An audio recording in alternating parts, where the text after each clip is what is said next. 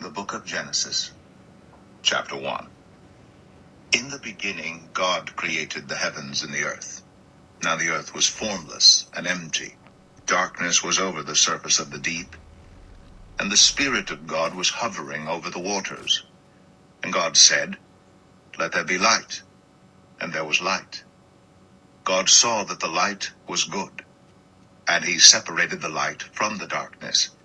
God called the light day, and the darkness he called night. And there was evening, and there was morning, the first day. And God said, "Let there be a vault between the waters to separate water from water."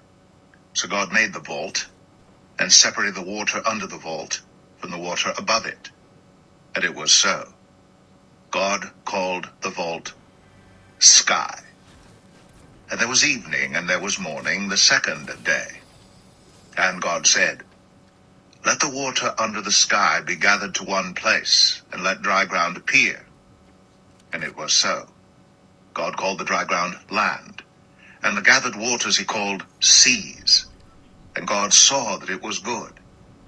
Then God said, "Let the land produce vegetation, seed-bearing plants and trees on the land that bear fruit with seed in it according to their various kinds."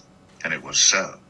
The land produced vegetation, plants bearing seed according to their kinds, and trees bearing fruit with seed in it according to their kinds. And God saw that it was good. And there was evening, and there was morning, the third day. And God said, "Let there be lights in the vault of the sky to separate the day from the night, and let them serve as signs to mark sacred times and days and years. And let them be lights in the vault of the sky to give light on the earth." And it was so. God made two great lights, the greater light to govern the day, and the lesser light to govern the night. He also made the stars. God set them in the vault of the sky to give light on the earth, to govern the day and the night, and to separate light from darkness. And God saw that it was good. And there was evening, and there was morning, the fourth day.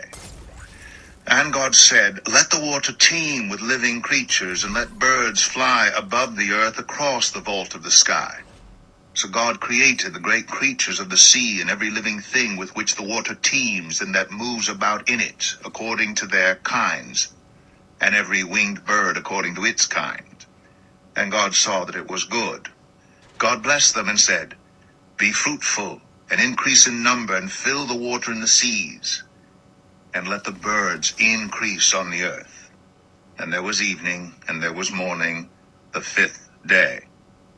And God said, "Let the land produce living creatures, according to their kinds, the livestock, the creatures that move along the ground, and the wild animals, each according to its kind." And it was so. God made the wild animals according to their kinds, the livestock according to their kinds, and all the creatures that move along the ground according to their kinds. And God saw that it was good. Then God said, "Let us make mankind in our image, in our likeness, so that they may rule over the fish in the sea and the birds in the sky, over the livestock and all the wild animals, and over all the creatures that move along the ground."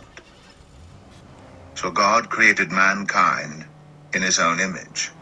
In the image of God he created them. Male and female he created them.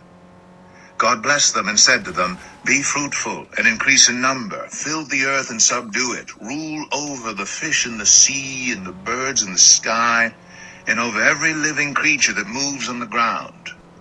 Then God said, "I give you every seed-bearing plant on the face of the whole earth, and every tree that has fruit with seed in it. They will be yours for food.